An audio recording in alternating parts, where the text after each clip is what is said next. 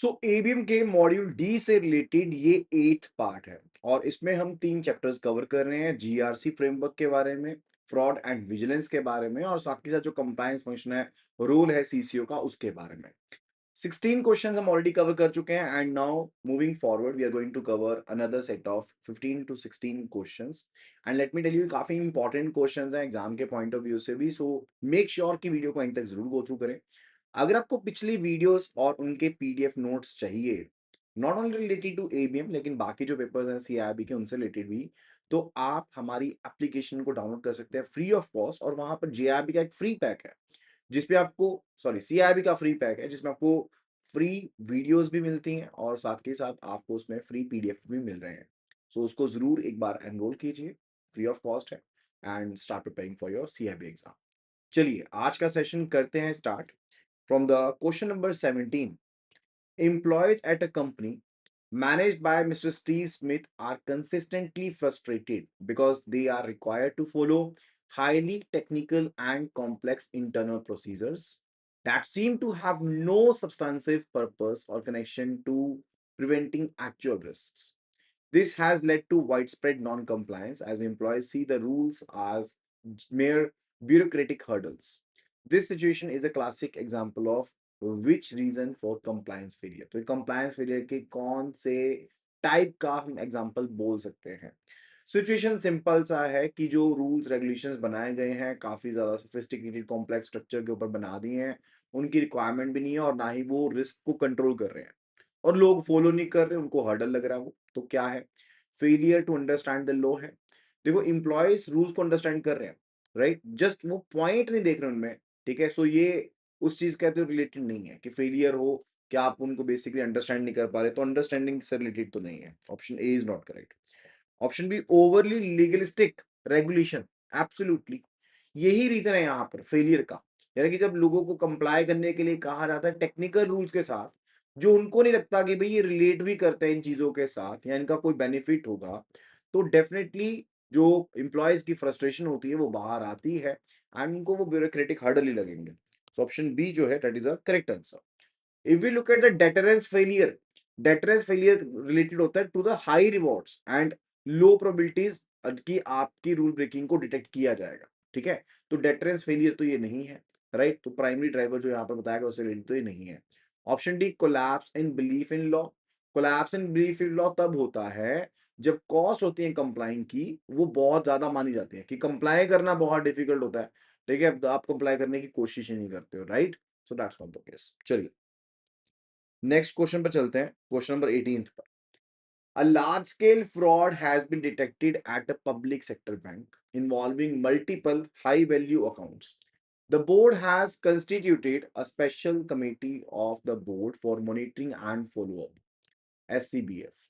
What is the key responsibility of this specific committee that distinguishes it from the general fraud monitoring role of the audit committee of the board? जो इसको general audit committee of board से अलग बनाती है, ऐसी क्या चीज है एससीएफबी के केस में, राइट, एसबीबीएफ के केस में जो इसको अलग बनाती है ऑडिट कमेटी ऑफ बोर्ड से? That we need to answer based on the options below.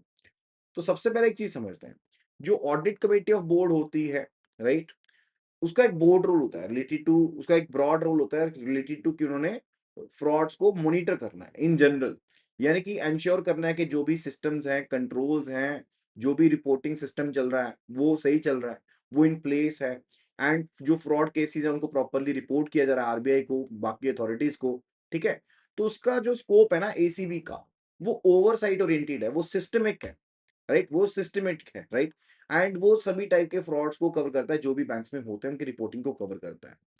जो दूसरी तरफ एससीबीएफ है, यानी कि जो special committee of the board है, वो कंस्टिट्यूट की गई स्पेसिफिकली लार्ज वैल्यू फ्रॉड के साथ डील करने के लिए। तो उसकी जो रिस्पॉन्सिबिलिटी है वो मॉनिटर करने की भी है, फॉलो अप करने की भी है उन लोन से रिलेटेड जहां पे फ्रॉड का अमाउंट 1 करोड़ या उससे ज्यादा है।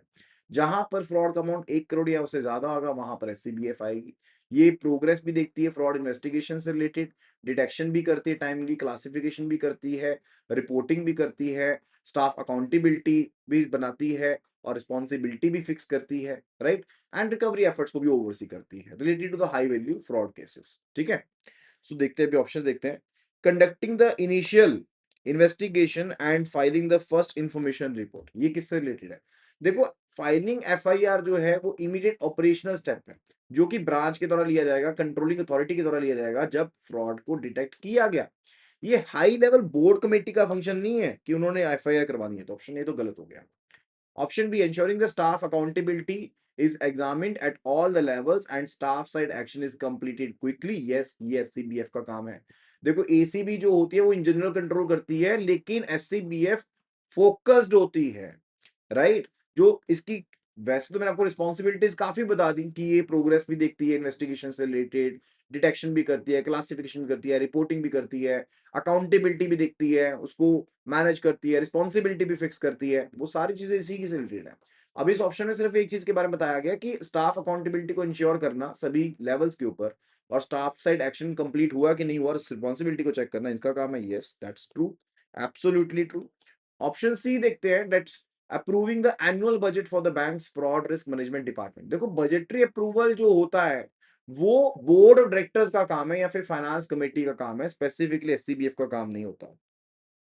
Setting the banks overall policy on lending and credit risk exposure, वो क्रेडिट पॉलिसी को सेट करना जो है वो बोर्ड का काम है, रिस्क मैनेजमेंट कमेटी का काम है। ठीक है, तो that's not related to it, वो यहाँ पर रिक्वायर्ड नहीं है। So option B is the correct answer. 19th question जो है वो रोल ऑफ सीसीओ से रिलेटेड है in NBFC. The scale based regulatory framework for NBFCs places different types of entities into specific layers. तो जो आपके पास स्केल बेस्ड रेगुलेटरी फ्रेमवर्क है, उसके हिसाब से आप एनबीएफसी की रैंकिंग कर देते हो एक तरह से, एंड उसको प्लेस करते हो अलग अलग लेयर्स में, top layer, base layer, middle layer, upper layer, right? उसमें with some having a fixed placement regarding to their asset size. According to these regulations, which of the following NBFC will invariably be placed in the middle layer? कौन सी ऐसी NBFC है जो सिर्फ और सिर्फ middle layer में ही आएंगी? उनके बारे में वी नीड टू टेल।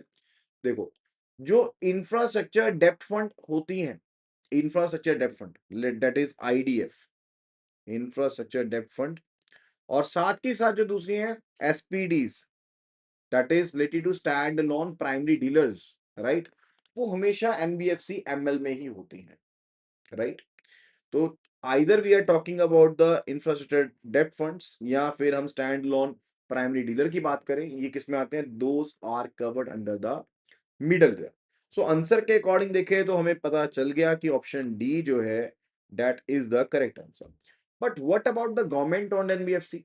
देखो, जो गवर्नमेंट ओन्ड एनबीएफसी होती हैं उनको या तो बेस लेयर में रखा जाता है या फिर उनको मिडल लेयर में रखा जाता है, but not in the top layer, right? लेकिन फिक्स नहीं है सिर्फ मिडल लेयर पर, ये बात हमें पक्की पता है। If we talk about the infrastructure finance companies, IFC, तो आईएफसी जो है वो मिडल लेयर में भी हो सकती है, वो अपर लेयर में भी जा सकती है, राइट? परमानेंटली फिक्स नहीं है। किसमें?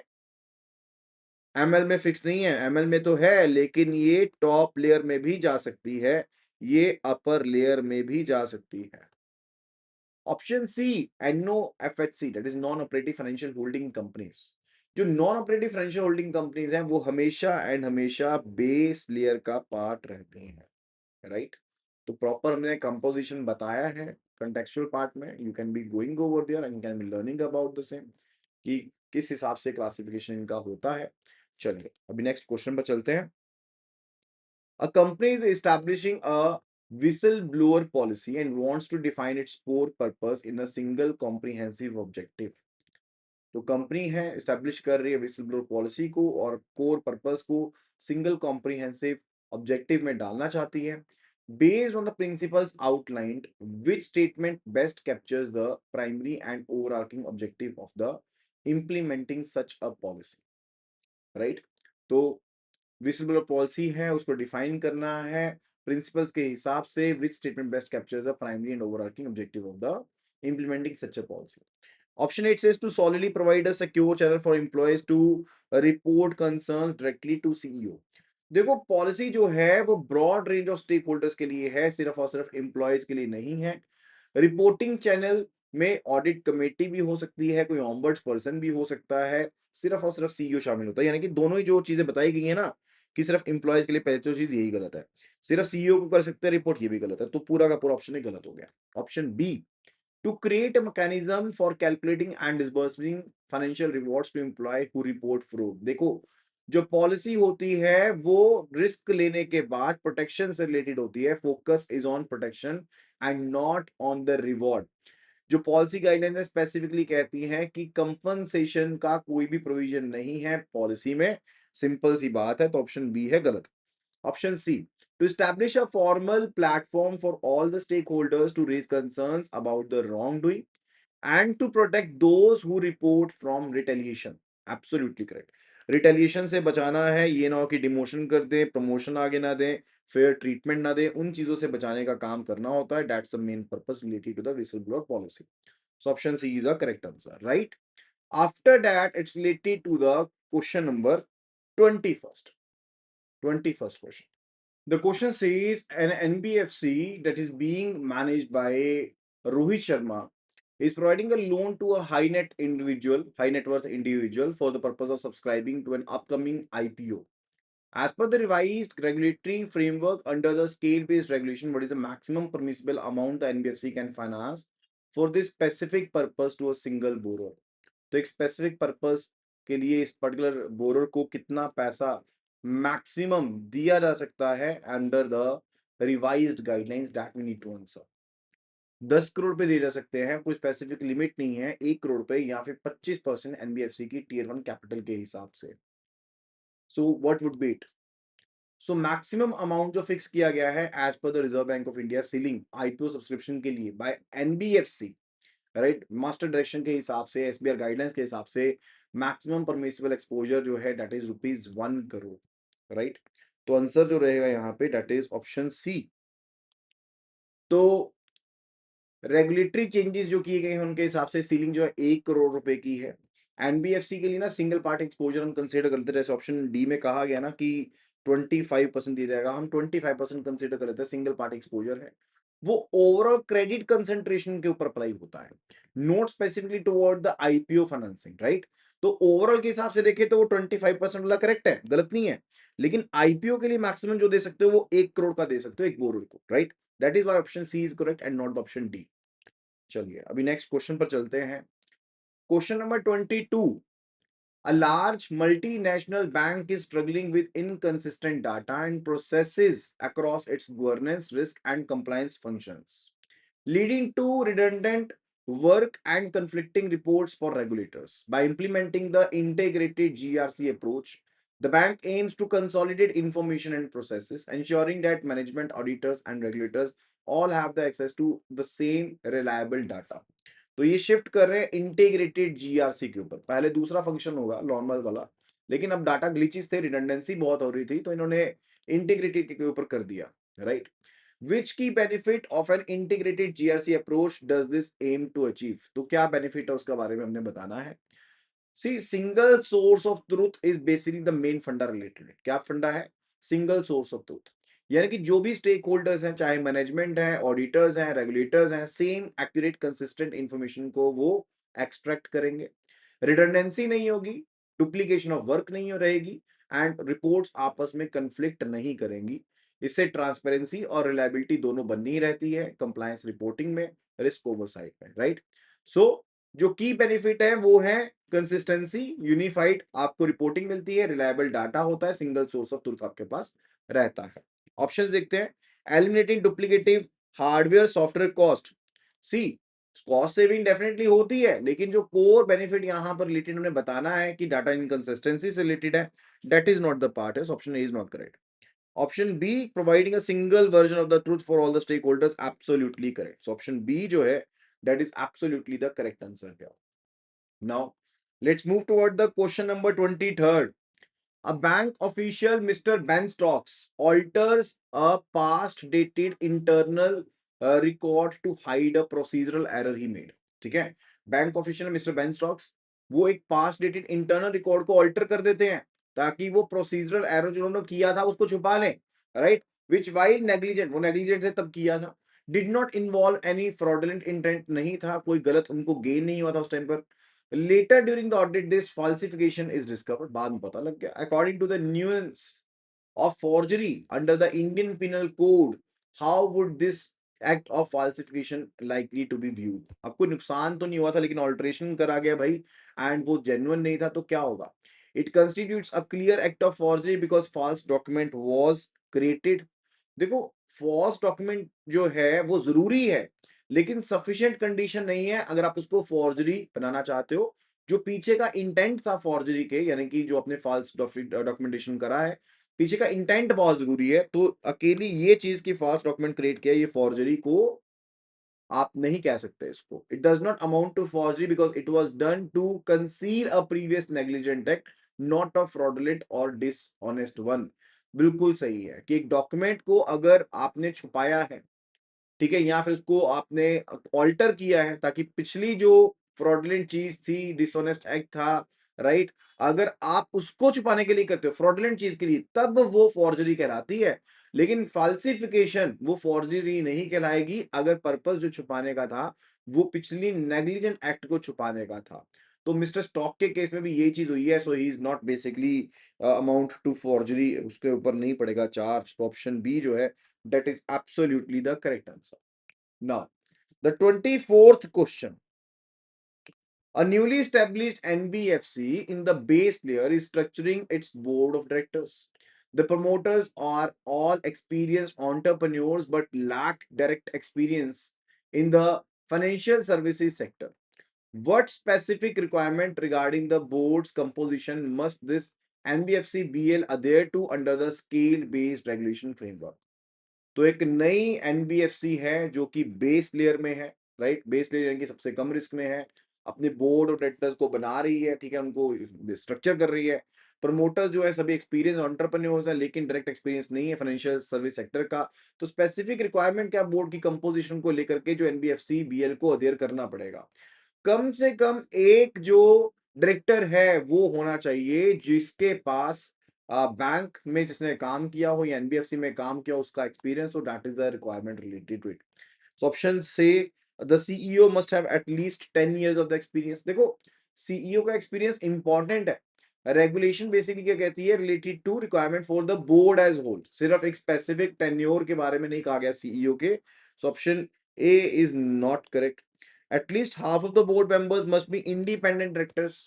इंडिपेंडेंट डायरेक्टर्स होनी चाहिए। रिक्वायरमेंट जो इंडिपेंडेंट डायरेक्टर्स की है that is governed by the companies act ठीक है। लेकिन स्पेसिफिक जो एसबीआर की गाइडलाइंस है वो सेक्टरल एक्सपीरियंस के ऊपर फोकस करती है not related to the board members की इंडिपेंडेंसी के ऊपर। Option C says the NBFC must appoint a chief risk officer who reports directly to the board right. देखो जो रिस्क मैनेजमेंट कमेटी है वो रिक्वायर्ड है। अपॉइंटमेंट जो होगी सीआरओ की वो डायरेक्ट बोर्ड रिपोर्टिंग के साथ बहुत जरूरी होगी वो गवर्नेंस के स्टैंडर्ड को बढ़ा देगी लेकिन कोई बेसलाइन रिक्वायरमेंट नहीं है एनबीएफसी बीएल के लिए that is option C is also not correct. Option D says at least one of the directors must have relevant experience from having worked in a bank or another NBFC that is the only requirement जो चाहिए ही चाहिए ठीक है। तो option जो D है that is the correct answer here. Option D is the correct answer here. Now, let's move toward the next question. Following several high profile corruption cases, the government of India established a mechanism to act on complaints from whistleblowers against employees of the central government and related entities. This resolution designated a specific body to receive and investigate such complaints. What is the mechanism and which body was empowered as a designated agency and designated agency किसे माना गया है उसके बारे में बताना है हमने एंड मैकेनिज्म क्या है that is also to be discussed उसके बारे में भी डिस्कस करना जरूरी है। So what is the mechanism and what thing is to be done. C option देखते हैं विसल ब्लोअर प्रोटेक्शन एक्ट आया which basically authorise SFIO. So option A correct है क्या। देखो विसल ब्लोअर प्रोटेक्शन एक्ट 2011 जो है वो अभी फोर्स में आना है ठीक है। एसएफआईओ जो है ठीक है वो एक बॉडी है अंडर द कंपनीज एक्ट जिस जो फोकस करती है कॉर्पोरेट फ्रॉड के ऊपर ठीक है। तो एसएफआईओ जो फोकस करती है वो फोकस करती है कॉर्पोरेट फ्रॉड के ऊपर। यहां पर हम सेंट्रल गवर्नमेंट के जो बिजनेसेस हैं उनके बारे में बात कर रहे हैं तो ऑप्शन ए तो करेक्ट नहीं है। Option B the companies act 2013 which empowers the registrar of companies companies act provision जो है वो कॉर्पोरेट गवर्नेंस के लिए है एंड इन्वेस्टिगेशन के लिए है विद इन द कंपनीज, वो पब्लिक सर्वेंट के लिए नहीं है, वो कंपनी बेसिकली सेंट्रल गवर्नमेंट के पब्लिक सर्वेंट जो है उनके लिए नहीं है। Option C, the public interest disclosure and protection of informers PIDPI resolution 2004 जो कि सीवीसी को पावर देता है। एब्सोल्युटली जो पीआईडीपीआई है जो पावर देता है सीवीसी को यानी कि सेंट्रल विजिलेंस कमीशन को कि वो विसल ब्लोअर्स की कंप्लेंट के ऊपर एक्ट कर सकता है against the government employees and certain जो बाकी पब्लिक बॉडीज हैं उनके अगेंस्ट भी, right? So that is basically covered under the option C. Option C is the correct answer. जब सेंट्रल गवर्नमेंट की बात कर रहे हैं तो भाई पीआईडीपीआई को याद कर लेना, वो रेजोल्यूशन है 2004 का, ठीक है। Option D it says the Prevention of Corruption Act which authorise the Central Bureau of Investigation to receive complaints directly. देखो सीवीसी जो है वो असिस्टेंस ले सकता है सीबीआई से इन्वेस्टिगेशन के लिए, लेकिन सीबीआई कोई प्राइमरी डेजिग्नेटेड एजेंसी नहीं है कि वो कंप्लेंट्स को रिसीव करेगी, राइट? जो डेजिग्नेटेड एजेंसी है that is the CVC not the CBI. So option D is also not correct.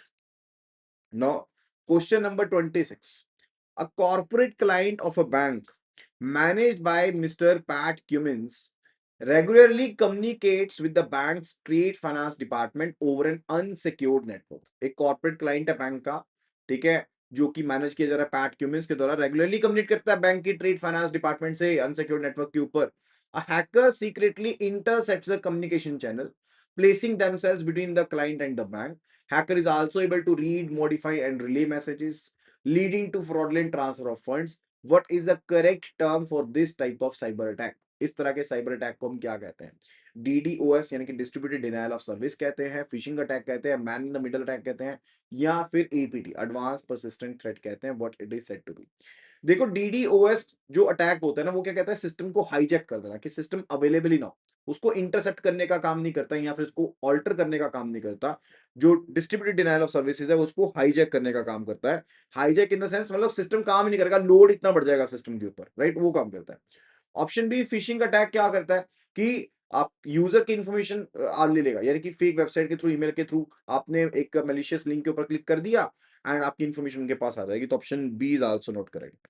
Option C man in the middle attack, MITM, man in the middle attack precisely ये चीज है जो यहां पर कही गई है कि जो अटैकर है वो अपने आप को यूजर एंड टारगेट सर्वर के बीच में बिठा लेगा, उनकी सारी बातों को सुनता रहेगा एंड कम्युनिकेशन को ऑल्टर भी कर सकता है, जो कि डिस्क्राइब जो हमारे पास क्राइटेरिया है सिनेरियो उसके साथ मैच कर रहा है। And if we talk about the APT, APT में आपको अनऑथराइज्ड एक्सेस मिल जाता है। ये क्या होता है? This is the advance persistent threat. आपको अनऑथराइज्ड एक्सेस मिल जाता है, आप अनडिटेक्टेड रहते हो बहुत लंबे टाइम के लिए, बहुत लंबे टाइम के लिए आप अनडिटेक्टेड रहते हो। सिनेरियो बेसिकली एक्टिव इंटरसेप्शन के बारे में बताता है, ऑल्टरेशन ऑफ कम्युनिकेशन के बारे में बताता है, which is characteristic of the MITM attack, जो कि MITM अटैक का करेक्टरिस्टिक है, राइट? ठीक है जी ये चीज। अच्छा, अभी चलते हैं हम क्वेश्चन नंबर 27 के ऊपर। The compliance function in an NBFC UL or NBFC ML is tasked with the wide range of responsibilities to support the board and senior management। ठीक है, जो compliance function है, right, NBFC UL का, NBFC ML का, that is basically tasked with wide range of responsibility कि उन्होंने support करना है board को, senior management को, ठीक है, उनकी और भी duties है। What is identified as a central role of the compliance function must play within the organization's overall risk management framework. तो रिस्क मैनेजमेंट फ्रेमवर्क से रिलेटेड क्या क्या रोल प्ले करते हैं वो, उनके बारे में भी हमने बताना है। तो कंप्लायंस फंक्शन जो है एनबीएफसी यूएल में अपर लेयर में एंड मिडल लेयर में उनको टास्क दी जाती है बहुत सी रिस्पॉन्सिबिलिटी को लेकर के related to board and the senior management. अब ये बहुत सी ड्यूटीज में कौन सा ऐसा सेंट्रल रोल आइडेंटिफाई किया गया है जो कंप्लायंस फंक्शन को प्ले करना पड़ेगा ऑर्गेनाइजेशन के अंदर ओवरऑल रिस्क मैनेजमेंट फ्रेमवर्क के तहत, that we need to tell, right? Let's have a look at the options। Serving as the primary point of contact for staff seeking clarification on regulatory rules। See, आप एक reference point की तरह सर्व करते हो, वो एक रिस्पॉन्सिबिलिटी है, वो एक सपोर्टिंग रोल है, कोई सेंट्रल रोल नहीं है। So if we talk about the first one, we can simply be saying कि ये जो रोल है ना, ये सपोर्टिंग रोल है, right, but not the central role. So this is not the answer. Option B, approving all new products and processes before their launch. अब compliance function जो है वो अप्रूवल प्रोसेस का पार्ट होता है नए प्रोडक्ट्स को लेकर के, लेकिन ये जो रोल होता है ये एडवाइजरी रोल होता है, ठीक है, एंड फोकस किसके ऊपर होता है? कंप्लायंस रिस्क के ऊपर होता है, सोल अप्रूवर के रिलेटेड नहीं होता। This is related to advisory role, so we can say ये वाला जो रोल है ना, ये एडवाइजरी रोल है, जहां पर आप एक एडवाइस देते हो। Option B is also not correct. Option C, identifying, measuring, assessing the level of compliance risk across the organisation. Yes, this is a central role. ये बेसिक फंक्शन है, सेंट्रल रोल है, जिस पर्पस के लिए इसको बनाया जाता है। So option C is the correct answer, right. And option D, independently auditing the financial statements for regulatory conformity. ये चीज करना, देखो अगर आप फाइनेंशियल स्टेटमेंट्स को ऑडिट करते हो, वो रिस्पॉन्सिबिलिटी है किसकी? Internal and external audit function की रिस्पॉन्सिबिलिटी है, नॉट द कंप्लायंस फंक्शन। उसकी रिस्पॉन्सिबिलिटी नहीं है, राइट। वो तो लॉज एंड रेगुलेशन से रिलेटेड फोकस करते हैं, ठीक है। Question number 28, a bank is found to have a systemic failure to adhere.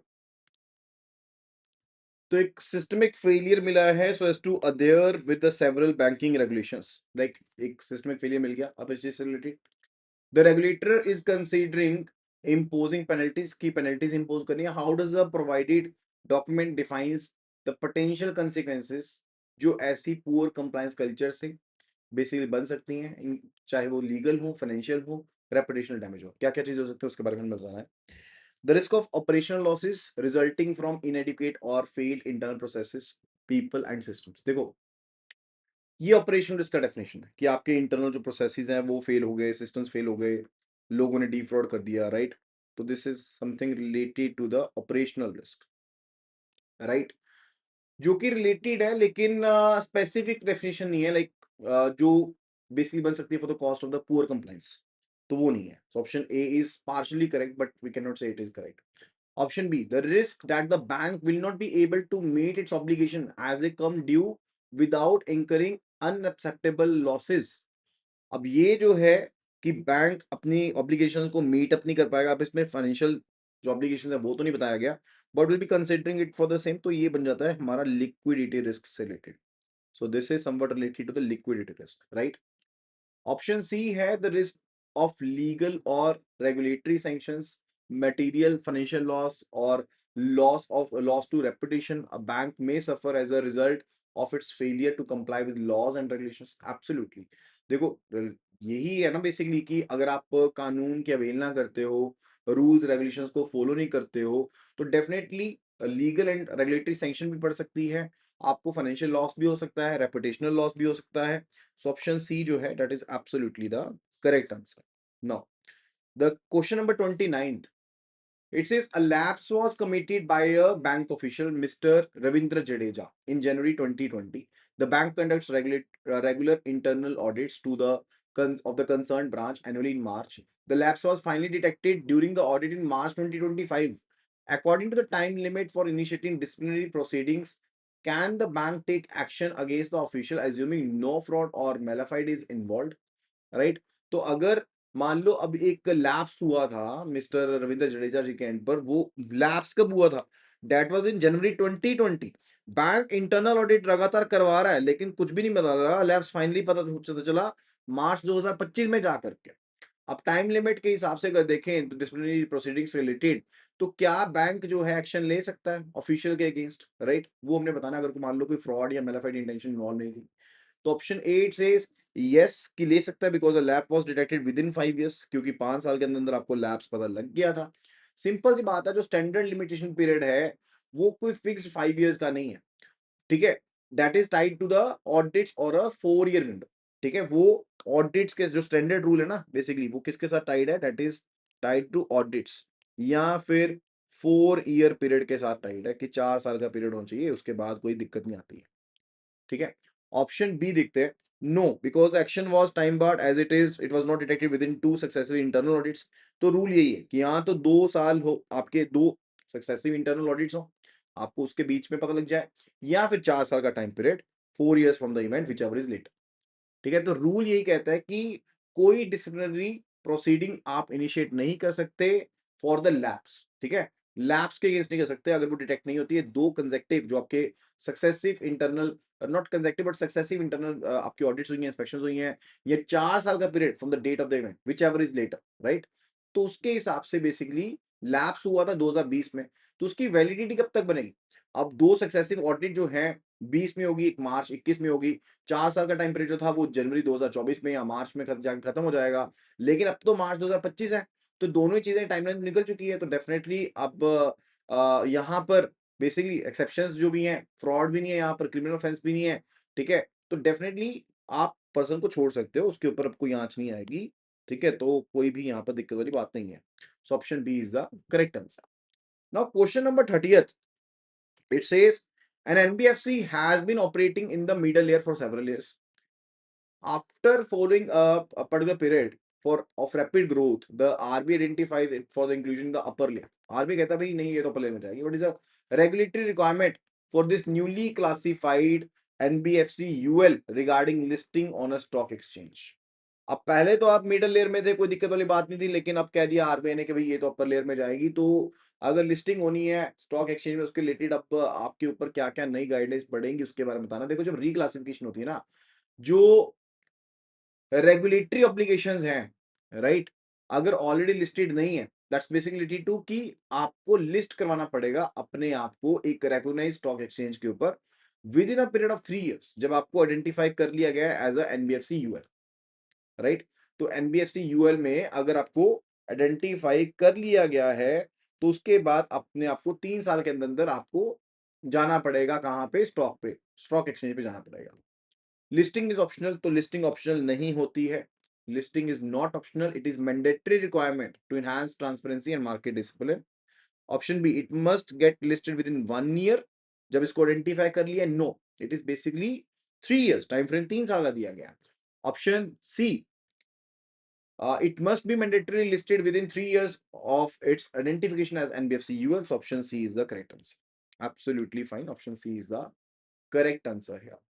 तो मैंने आपको बताया कि एनबीएफसी यूएल के बारे में बताया। अब आरबीआई आइडेंटिफाई करता है एनबीएफसी को कि आप यूएल में यानी कि अपर लेयर में डालना चाहते हो, एंड ये जो एनबीएफसी को सिलेक्ट किया जाता है, लेट्स से यहाँ पर कोई मिडल लेयर है, यहाँ पर एनबीएफसी कोई मिडल लेयर की है, अब यहाँ पर आ गया बीच में आरबीआई। अब ये इसको कन्वर्ट कर देगा किसमें? यूएल में डाल सकता है। किसमें? यूएल में डाल सकता है। किस बेस पे करेगा?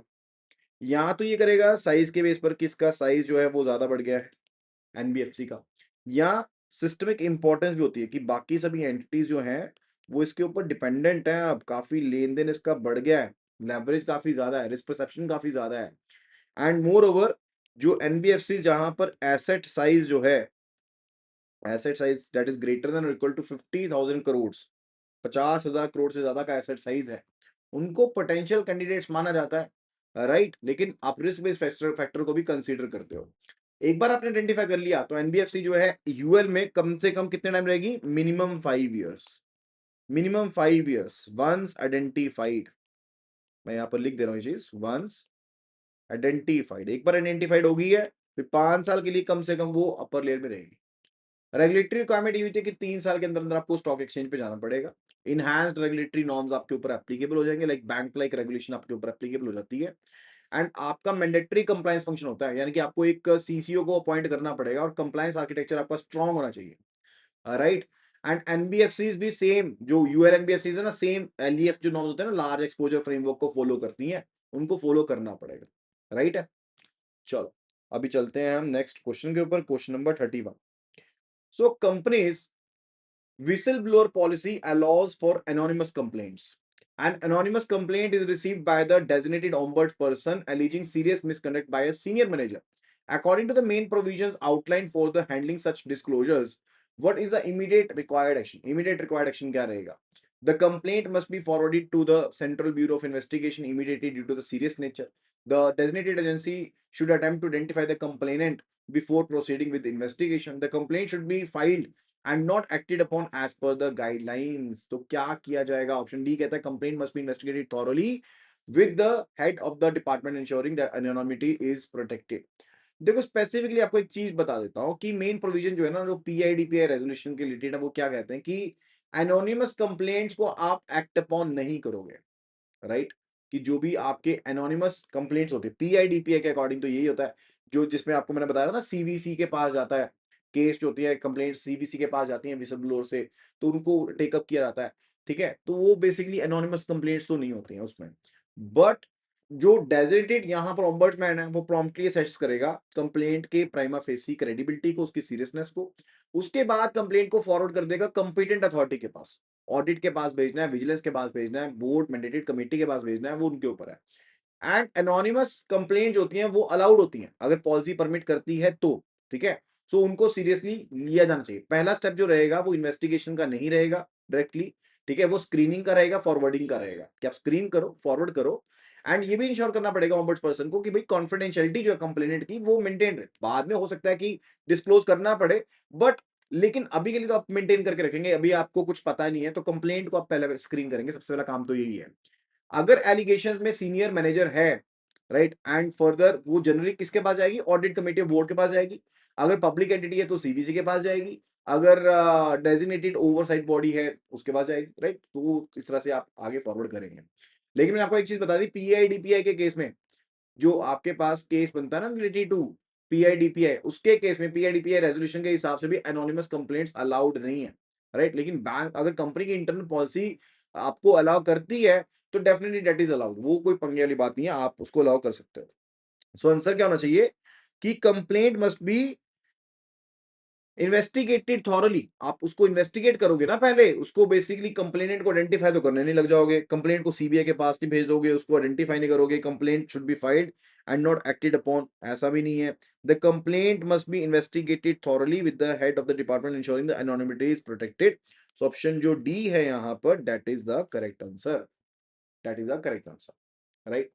So that will be all related to this video. I hope that you must have enjoyed the content of this particular video. अगर आपको complete PDF चाहिए इस वीडियो का, नोट्स चाहिए, तो मेक श्योर कि एप्लीकेशन को डाउनलोड कर लिए। वहां पर CIB का फ्री कोर्स अवेलेबल है। Start preparing for the same. Thank you so much and see you again in the next video. Happy learning.